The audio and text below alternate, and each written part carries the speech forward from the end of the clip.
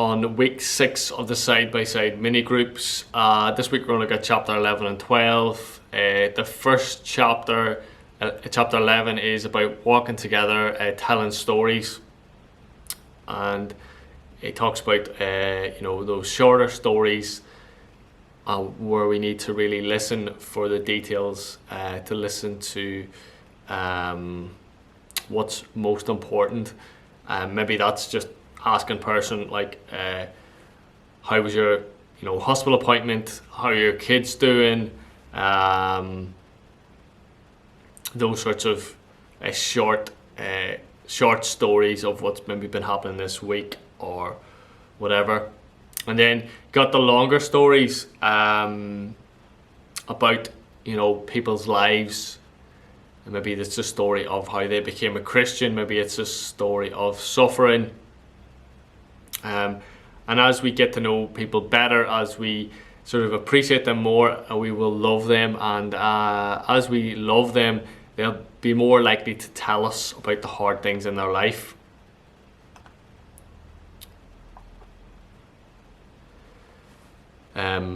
Avoid matching stories. Someone tells you a story and then you tell a story back which was related. What that says is,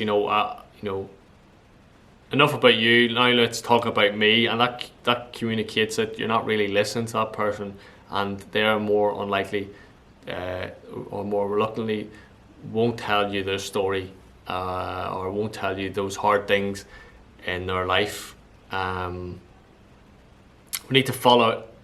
What we need to do is follow and draw out what is most important. Usually those things, those strong emotions, the fear, the sadness, the shame, the grief. And think about and listen for the word pictures people use. We talk about being weighed down, maybe drowning, feeling darkness, feeling alone. And we want to try and summarize their story. Listen for the key events, listening for the turning points. It's easy to look at people, and maybe there's people in church who you don't really speak to. Maybe there's people who you think in church in this area, like you think they're angry, they're aggressive, they're difficult to get to know. And as we get to know someone's story, those things start to make sense. We begin to understand why they're reacting in certain ways. We maybe it's because they have been rejected by those that love them. Maybe it's because of a really painful experience in their life.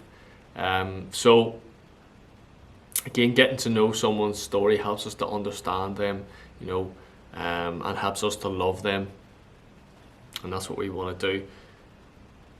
So we nextly think about chapter 12, having compassion during trouble.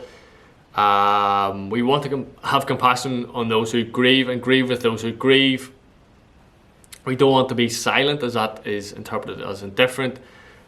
We want to say to that person, "Oh no, I'm sorry," and I'm in this with you, and that's what we want to communicate with them. We want to remember. He tells a great story of a young man whose father died, and obviously in the first week or two, people were around the house, and they were helping him and ringing him and doing stuff for him, and then there was, even after that, there was people who he thought were unusually caring, because they were still in touch with him and still asking him how he was doing after that sort of initial period of the first 2 weeks. But then there was one person that really stood out on the year's anniversary of his father's death. This guy left a voicemail message, and he said, thinking of you today, I'm praying for you today. I know this is the anniversary of your father's death. And that really touched him, really impacted him, really changed him. And he he remembered people on his own heart. He tried to do the same thing for people who were suffering, to remember them and to continue to remember them. Then it just talks about some things what not to say.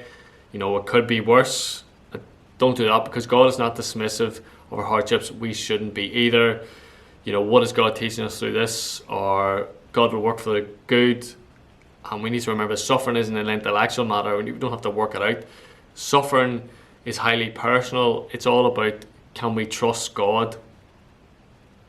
We can say all the things we can say we shouldn't say. If you need anything, call me anytime. That's another way of saying, I've said something nice. Now, see you later. But instead we need to ask, what can we do to help? And we want to do acts that show that we remember the person, that we think about them often, that we haven't forgotten them, that they're on our heart, that we love them. Goes on to talk about in the last bit of the chapter about how we need to proceed humbly and carefully, and compassion protects us from saying foolish things. He talks about how, asking the person, what can I, or thinking about and praying about, what can we do to help people today? And when we're helping people, we should make a few suggestions of, things that we could do to help them, and ask if they want that help. If they decline that help, then to offer to pray for them, and then follow up with them when we see them next time. And he goes on to talk about how our theology shapes our compassion. Our beliefs can facilitate compassion, or they can lead to impediments to it. We sort of think that if we think that some suffering is low-grade suffering, and then you've got bad suffering, and that's because of something bad you've done, or we think a Christian should suffer less, or we think we can praise our way out of suffering, or we think there's other people worse off than you. But we need to get our theology of suffering correctly.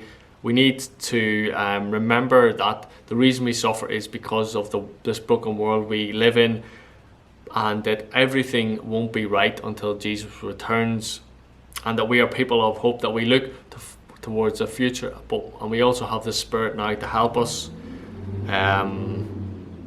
We need to realise that life isn't easy, and God isn't going to make our life easy and shield us from hard things.